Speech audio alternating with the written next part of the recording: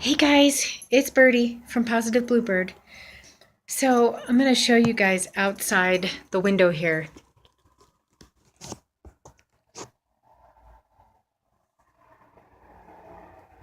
Can you guys see that giant mess?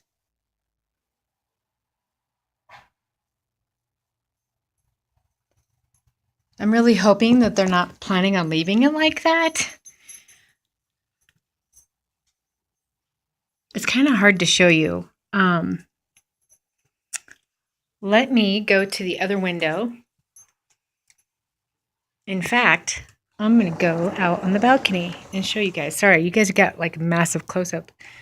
Okay, I'm going to show you guys really quick. Look out here.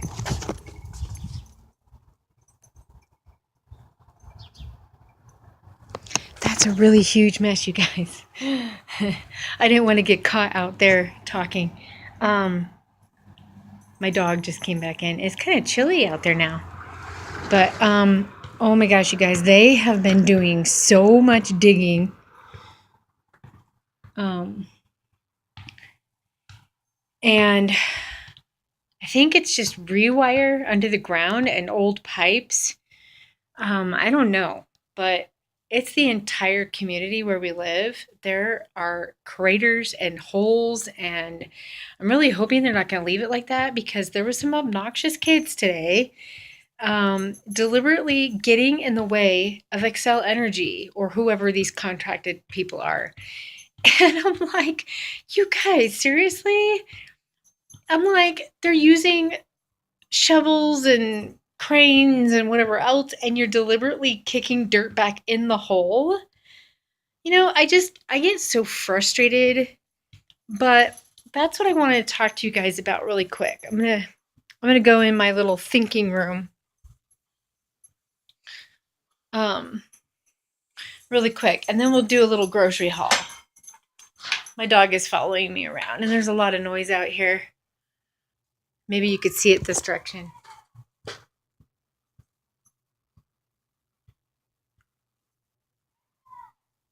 Yeah, it's pretty crazy, but sorry. Got a little distracted. So, real quick, you guys, my anxiety level has been elevated like you wouldn't believe. And my heart is really affected right now, and my kidney health. And so, um, my long term care has been showing up. Like last week, my case manager from long term care was here and he took notes of the drama. And then today was two of my other case girls through my independent living specialist and my social worker through Community Health Alliance. They kind of help you with your medical insurance and make sure that you're taking good care of yourself, things like that. But they were both here at the same time today, and um,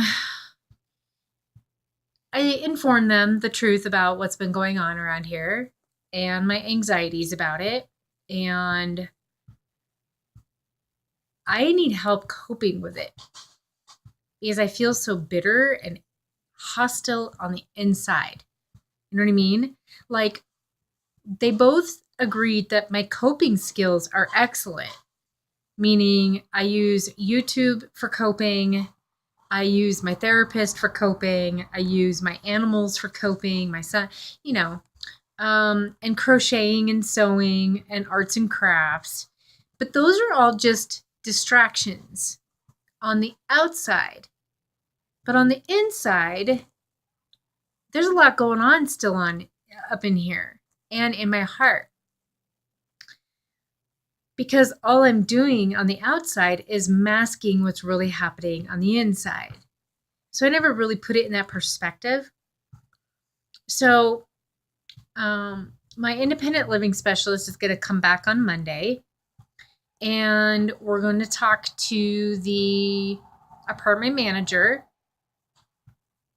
And it's not getting anybody on our side or, you know, retaliation of any sort. It's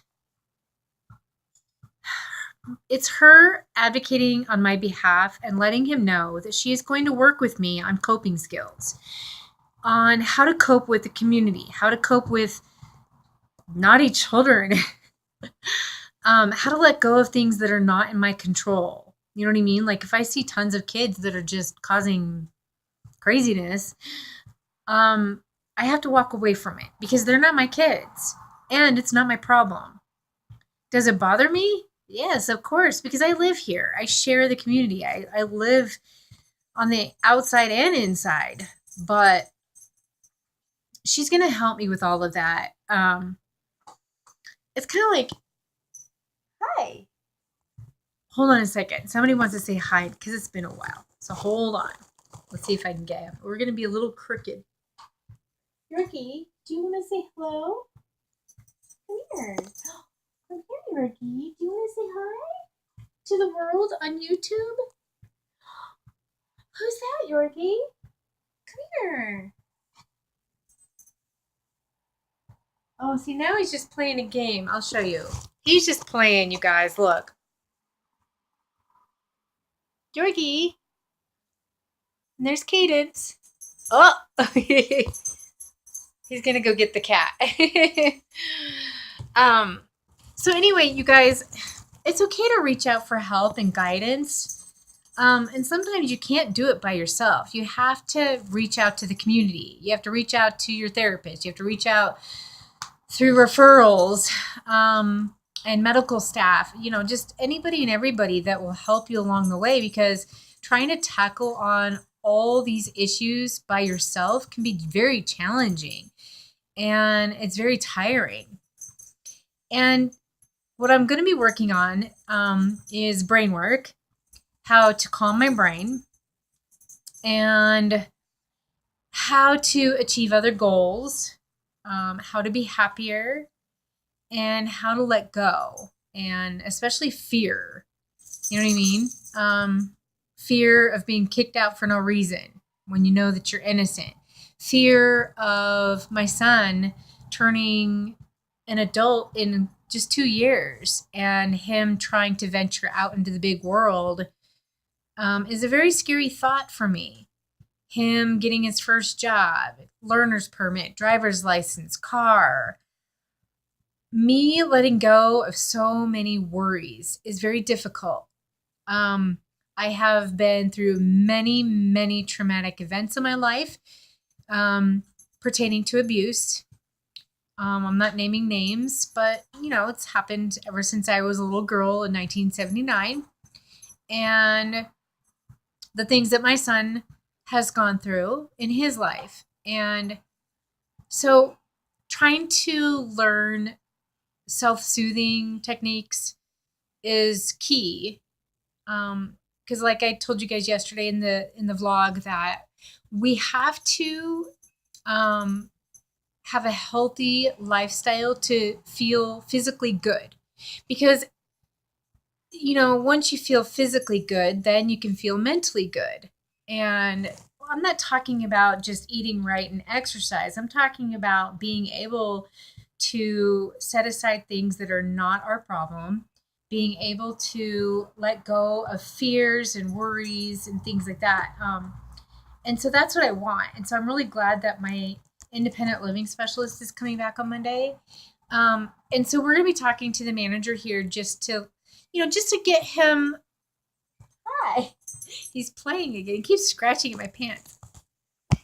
So we're going to talk to him, the apartment manager, just to let him know what my living specialist is about, what her job, what her role is, and coping skills to be able to live in a public community, and how to be able to live around those that may be suffering from mental illness, drug use, alcoholism, past traumas themselves. You know, everybody here has a story. Most of the kids here have a story. Do you want on my lap? Do you want on my lap, Yorkie? Come on. Come on up. Oh! Oh my goodness. Oh my goodness. Okay, I'm gonna help you. Oh.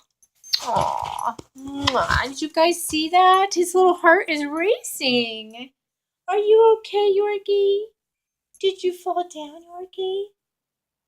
Oh, I love you.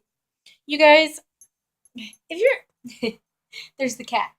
If you guys ever get stressed out and depressed, I'm telling you, animals, are you wanting on the dresser too? Um, Animals are the greatest therapy. They really are. I think my animals today, she was trying to drink out of a cup. Sorry, they're like a healthy distraction. I think they're trying to see what's going on outdoors. Cadence, say hi. Cadence, hi.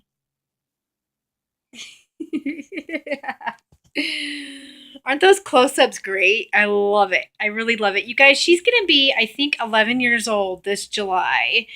I got her with her sister, Harmony, when they were both literally 4 weeks old.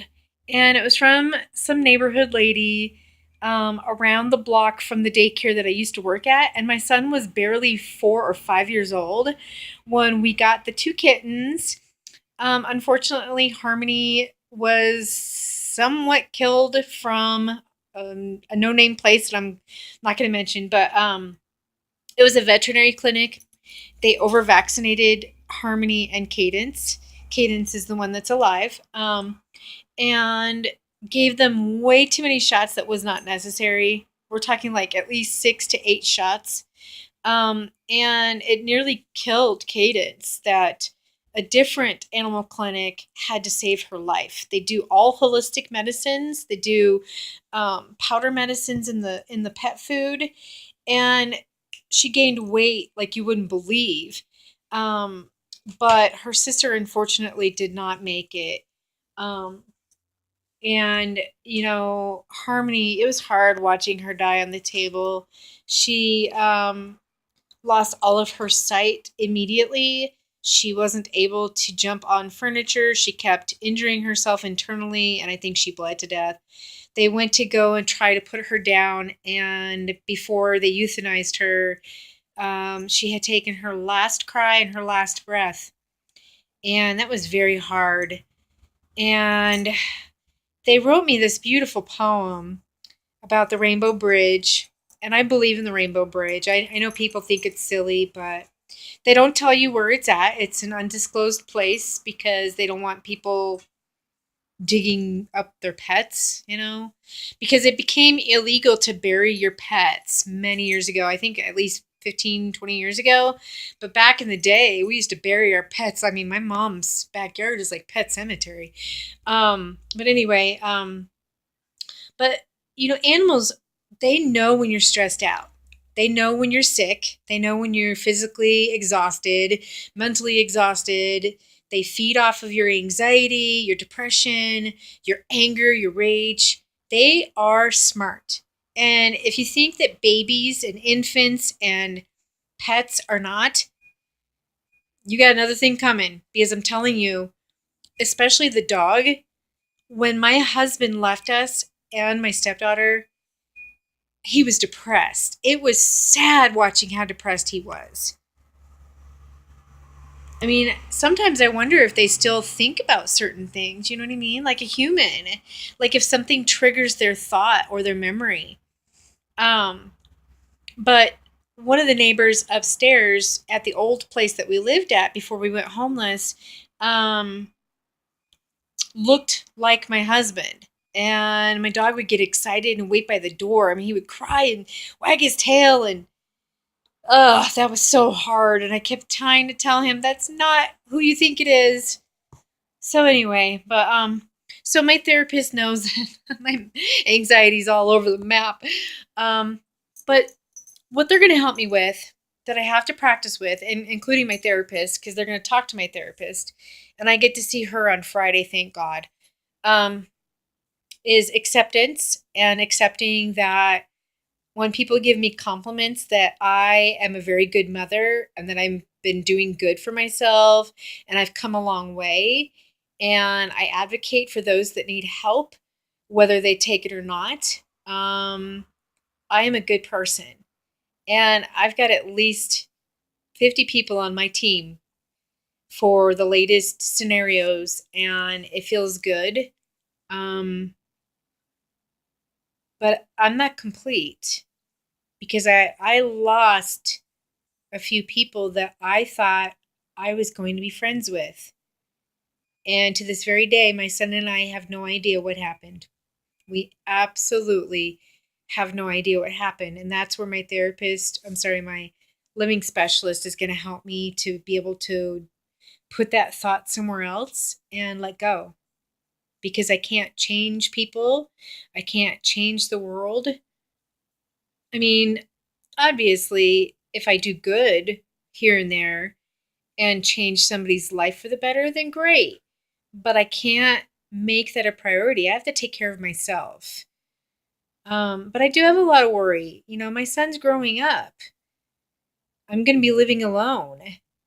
And my long term care will be there for the rest of my life as long as I need it. My independent living specialist will be my living specialist as long as I need her. And then my home health care will be here soon, where they come and cook and clean and vacuum and do laundry, do whatever you need them to do. My transportation services to take me to my appointments. You guys, I might not look sick, but I'm a hot mess on the inside. And I get judged secretly, meaning people despise me and they go around and say their points and views that, oh, well, I pay for her taxes. I paid this and I pay for her SSDI and blah, blah. No, you don't. I paid just as much taxes as you, and you. Okay? I paid it in a lump sum when I won my settlement. But what difference does it make? It's none of your business. It's my SSDI that I paid into the system years ago when I worked full time. Do you think I like being disabled? I don't. I want to get out in the world. I want to be able to walk normal. People stare at me all the time. Nobody knows this, but they do. I carry a backpack with wheels that has a handle to pull my groceries. I have to now walk 20 minutes just to get to the grocery store. I'm sorry, just to get to the bus stop to get to the grocery store. And I push myself. Is it hard? Yeah. Do I wish I was able to drive? Do I wish I had my car back? Yeah. Do I wish I had 20 times more independence than I used to? Yeah. But it is what it is, I'm going deaf. I'm 65% deaf. I live in fear because sometimes I don't know if somebody's walking up behind me. I mean, I've got a lot of worry. So it'll be nice to have all these people in my long-term care help me be able to live independently with no fear. Because that's what I want. Nobody should live in fear. Nobody should be afraid of their health conditions. We have to manage them, you know? But we can't just manage them just by doing arts and crafts and sewing and cooking and walking the dog or coloring our hair and doing our nails or whatever. That's masking it. Those are good coping skills on the outside, but on the inside and up in here, we have to be able to let go and to be able to cope up in here completely. And with good thoughts, good intentions, good I don't know the right word I'm trying to say, but like being able to accept what is. And today, hearing so many compliments about myself, that's very hard. And it's because I don't have my mom, I don't have my three brothers, I don't have my niece. I've been judged from my entire family. They've pretty much abandoned me. I am pretty much dead to them. And it's because they don't like my life. They don't believe in me. They don't believe that my doctors are telling the truth. All I can say is, oh well, it is what it is. I put makeup on and style my hair and put on jewelry just so that I can feel good for the day. That's me. That's what I want to do. But up in here, I'm still disabled. I'm still sad. I'm still lonely. I don't have a husband anymore. I don't have my siblings and my mom. My dad died a long time ago. My grandma died a long time ago. And I don't have friends in the flesh. I have friends through social media. I have my son and my pets, and that's it. So I will let you guys know the outcome on Monday. I know this was another long vlog, but I'm going to try my best to do my 7th Wizard of Oz unboxing tonight or tomorrow. Being that I walked back from the bus stop, I'm a little exhausted. I do have to put my feet up. I do have a headache, but if I drink a little caffeine, that might help. So I will see what happens. If I decide to do that unboxing number 7 of the Wizard of Oz, I'll let you guys know. But otherwise, stay tuned for possibly tomorrow me doing that, okay?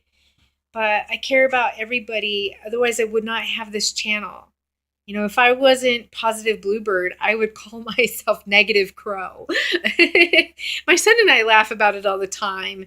You know, can you imagine if somebody actually had that channel? I should look that up on YouTube, or maybe you guys can, and let me know in the comments if there is somebody that has a channel called Negative Crow. Anyway, I'm Positive Bluebird. If you guys like my vlogs, if you like my channel, if you feel that me talking to you helps you cope mentally and physically, however, let me know in the comments if I'm helping you, because that's my goal. I want to help people.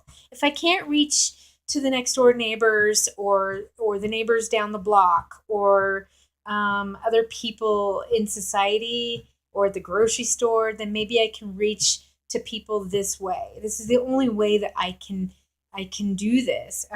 It feels good to me and it's my therapy. So I love you guys very, very much. And I will talk to you all later. There's a lot of construction out there. So hopefully, I had a thought earlier that if they forgot to cover one of those holes, that I'm going to go out there later with the dog and I'm going to fall in it. And nobody will be able to find Birdie. They'll be like, oh, where's that neighbor? You know, she's awfully quiet. Maybe some people might like that. All right. I will talk to you guys later. Stay positive, everybody.